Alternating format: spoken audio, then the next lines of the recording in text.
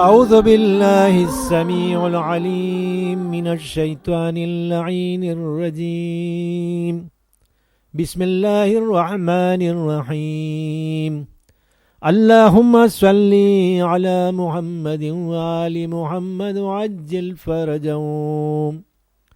રેવિન્યન ટાપુ સેન્ડોનીથી જે આ મસાઇલનો કાર્યક્રમ રજૂ થઈ રહ્યો છે તેમાં ફરી મુલ્લા નિસાર હાજર થયા છે અને તમારી સામે આ સવાલ પેશ કરે છે, જેની પહેલાં હું તમને સર્વેને અમારા ખોજા ટીવી રેડિયો અને એરવેસના શ્રોતાજનો અસ્સલામુ અલૈકુમ વરહમતુલ્લાહી વબરકાતુહ.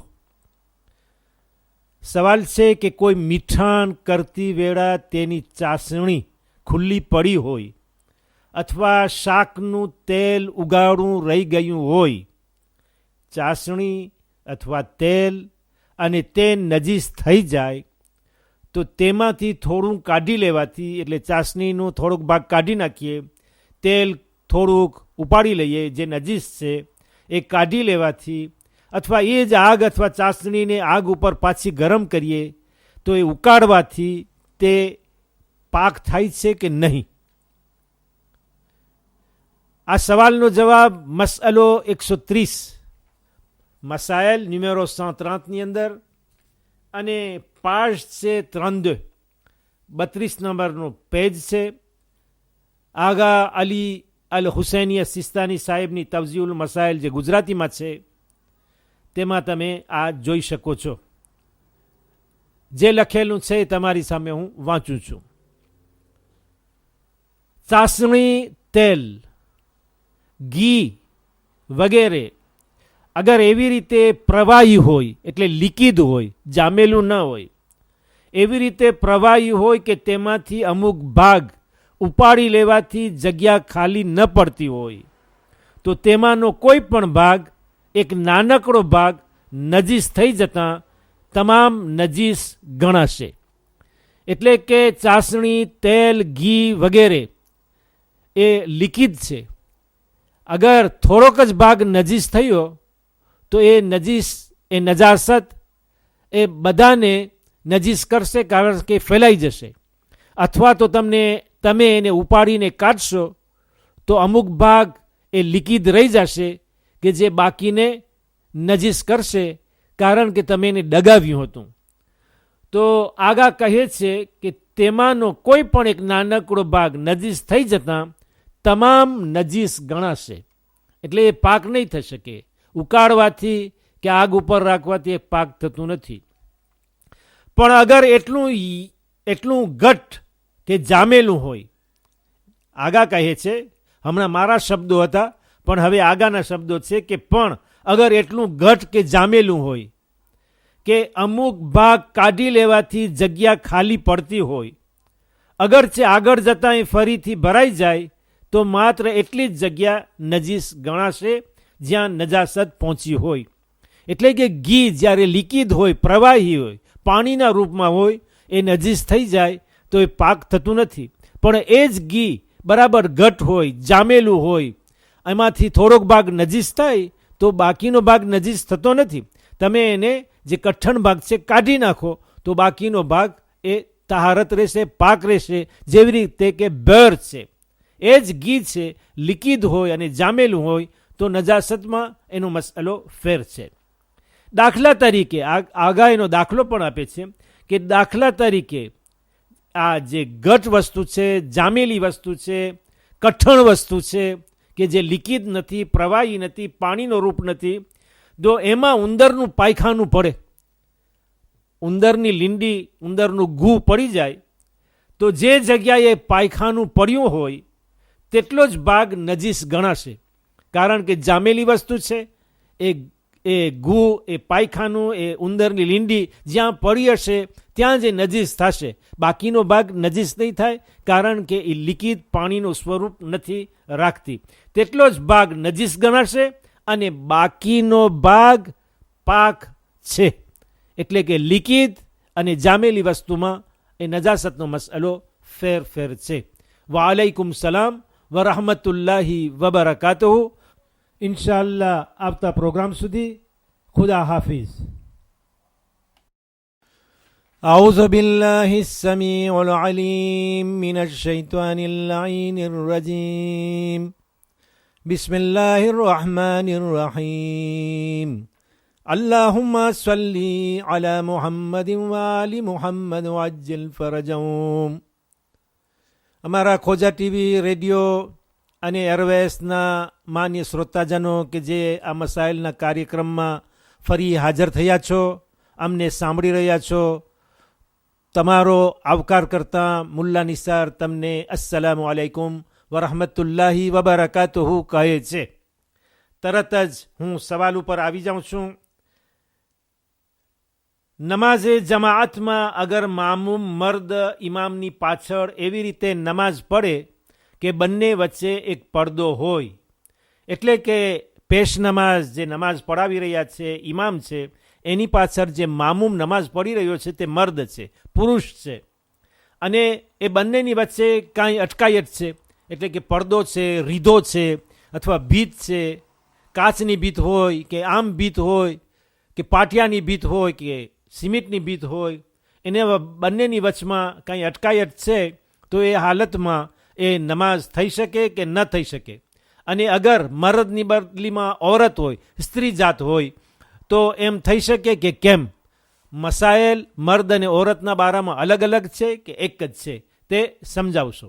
જવાબ: આગાએ સિસ્તાની સાહેબની આપણે તવજીઉલ મસાઇલ જે ગુજરાતીમાં છે એ ઉઠાવીએ અને પાઠ 368 નંબરનો પેજ જોઈએ, જેની અંદર એક મસઅલો 1420 1420 નંબરનો મસઅલો છે, જે હું તમારી સામે વાંચું છું. અગર તમારી સામે તવજી ઉગાડી હોય તો તમે પણ મારી સાથે વાંચી શકો છો. નમાઝે જમાઅત સહી હોવાની શરતોમાંની એક શરત, એક કોન્ડિશન એ છે કે નમાઝે જમાઅત કબૂલ થાય, સહી થાય. એનો કોન્ડિશનમાંથી એક કોન્ડિશન એ છે કે ઇમામ અને મામૂમ વચ્ચે કોઈ અંતરાય કે અવરોધ ન હોય, એટલે કે પેશ નમાઝ અને પાછળ જે નમાઝ પડી રહ્યો હોય એની વચ્ચે કોઈ અવરોધ, અટકાયત, અંતરાય એટલે કંઈ આડી વસ્તુ ન હોવી જોઈએ. એવી રીતે જે મામૂમના વાસ્તાથી ઇમામ સાથે જોડાણ હોય એ મામૂમ અને બીજા મામૂમ વચ્ચે પણ કોઈ અવરોધ ન હોવો જોઈએ. એટલે કે પેશ નમાઝની પાછળ એક નમાઝ પડી રહ્યો હોય, એની પાછળ બીજા પડતા હોય, તો એની વચ્ચે પણ પડદો કે દિવાલ કે ભીત કંઈ અટકાયત ન હોવી જોઈએ, કે જેથી આ પાછળવાળા બીજી લાઈન કે ત્રીજી લાઈનવાળા એ મામૂમો એ આગળની લાઈન સાથે મામૂમ સાથે જોડાણ ન થતું હોય, અને પાછળ જે નમાઝ પડી રહ્યા હોય એના વચ્ચે અને મામૂમ વચ્ચે કોઈ ભીત હોય. તો આગળ કહીએ છે કે નમાઝે જમાઅત સહી હોવાની શરતોમાંની એક એ છે કે ઇમામ અને મામૂમ વચ્ચે કોઈ અંતરાય કે અવરોધ ન હોય. એવી રીતે જે મામૂમના વાસ્તાથી, એના રસ્તેથી ઇમામ સાથે જોડાણ હોય એ મામૂમ અને બીજા મામૂમ વચ્ચે પણ કોઈ અવરોધ, અટકાયત ન હોવી જોઈએ. અવરોધથી મુરાદ દરેક એ વસ્તુ છે. હવે આગળ સમજાવે છે કે અવરોધ, અટકાયત જે વચમાં કાંઈ આડી વસ્તુ છે એ શું છે? એ વસ્તુ કે જે એકબીજાને છૂટા પાડે. અવરોધનો અર્થ એ છે કે એકબીજાને છૂટા પાડે, ચાહે એ અવરોધને કારણે બીજાને જોઈ ન શકે. એટલે કે જેમ કે પડદો છે કે દિવાલ હોય તો એનાથી તે જોઈ નથી શકતા. પડદાની પાછળ જે મામૂમ ઊભો છે ઇમામને પેશ નમાઝને જોઈ નથી શકતો. ભીત ભલે માટીની બનેલી હોય કે પાટિયાની બનેલી હોય તો એમાં એ જોઈ શકતો નથી. એટલે એ અવરોધ, અટકાયત વસ્તુ એ આંપેશે કરે છે નજરને, કે તે ઇમામને પેશ નમાઝને જોઈ ન શકે. અથવા તો એ અવરોધ, અટકાયત એ જે વસ્તુ આડી છે તે એની પાછળથી જોઈ શકાય છે. એટલે કે કાચની ભીત હોય, આગળ કહે છે કે જેમ વચ્ચે કાચની દિવાલ હોય, કાચની ભીત હોય, તો ઇમામને પેશ નમાઝને મામૂમ જે મરદ પાછળ નમાઝ પડી રહ્યો છે એ ઇમામને જોઈ રહ્યો છે, નમાઝે પડે છે, એના જેસ્ટ અને આક્ષીઓને પણ જોઈ રહ્યો છે. પણ આગળ કહીએ છે કે એ પણ કબૂલ નથી. એ ભીત કાચની હોય કે પડદો હોય કે સિમેન્ટની હોય કે પાટિયાની હોય, ગમે તે હોય, ઇમામ અને મામૂમ વચ્ચે કોઈ અવરોધ કે અટકાયત કે આડી વસ્તુ હોય તો આગળ કહે છે કે પૂરી નમાઝે જમાતમાં, આખી નમાઝે જમાતમાં એમ હોય, અથવા તો એ દરમિયાન કોઈ પણ સમયે, એટલે નમાઝ પડતા પડતા વચમાં એવું થઈ જાય ઇમામ અને મામૂમ વચ્ચે, યા જે ઇમામ અને મામૂમ સાથે મુત્તસિલ હોય, મામૂમ સાથે જે મુત્તસિલ હોય તેના અને બીજા મામૂમ વચ્ચે કોઈ અવરોધ હશે તો જમાત બાતિલ ગણાશે. એટલે કે આવી હાલતમાં અગર મામૂમ ઇમામની પાછળ ઊભો છે પણ વચમાં કાચની ભીત છે અથવા બીજી કોઈ જાતની ભીત અથવા પડદો છે, અથવા તો એ ઇમામની પાછળ જે મામૂમ નમાઝ પડી રહ્યો છે અને બીજા એ મામૂમની પાછળ ઊભા છે, એની વચ્ચે અગર કોઈ અટકાયત હોય, જો અવરોધ હોય, અંતરાય હોય, તો તે વખતે પણ નમાઝ એ જમાત બાતિલ ગણાશે. અગર આખી નમાઝમાં એમ થયું હોય અથવા તો વચમાં કાંઈ આડું આવીને એ લોકોને સેપારે કર્યું હોય તો તે વખતે પણ નમાઝ એ જમાત આગા કહે છે કે બાતિલ ગણાશે. અલબત્તા આગા કન્ડિશન નાખે છે, એક્સેપ્શન નાખે છે કે અલબત્તા ઔરતોને એ હુકમ લાગુ પડતો નથી.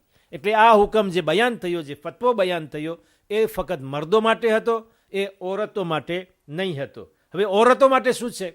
તો એના માટે આપણે 2 પાના ફરાવીએ અને પાજ 373 ઉપર આવીએ, 373 નંબરના પાના ઉપર આવીએ અને ત્યાં જોઈએ 1442 1442 નંબરનો મસલો જોઈએ, એ પણ વાંચીએ અને એમાંથી આપણને ઔરત વિશેનો મસલો સમજાઈ જશે. આગળનો ફતવો છે કે અગર ઇમામ પુરુષ અને મામૂમ સ્ત્રી હોય, એટલે પેશ નમાઝ મરદ છે, પેશ નમાઝ મરદ નમાઝ પઢાવી રહ્યો છે અને પાછળ નમાઝ પઢવાવાળો મર્દ નથી, ઔરત છે, અને એમના વચ્ચે કોઈ પડદો કે દિવાલ રૂપે અવરોધ હોય, અટકાયત હોય તો વાંધો નથી. એટલે ઔરત માટે આ મસલો જે પહેલે બયાન થયો એ વાંધો નથી, ફક્ત મર્દો માટે હતો. એવી જ રીતે સ્ત્રી અને બીજા પુરુષ મામૂમ વચ્ચે અવરોધ હોય, અગરચે સ્ત્રીને પુરુષ મામૂમ મરફત ઇમામે સાથે સિલસિલો મળતો હોય, અગરચે સ્ત્રીને ઔરતને એ પુરુષ એ મર્દ મામૂમ મારફતે ઇમામ સાથે સિલસિલો મળતો હોય તો પણ વાંધો નથી.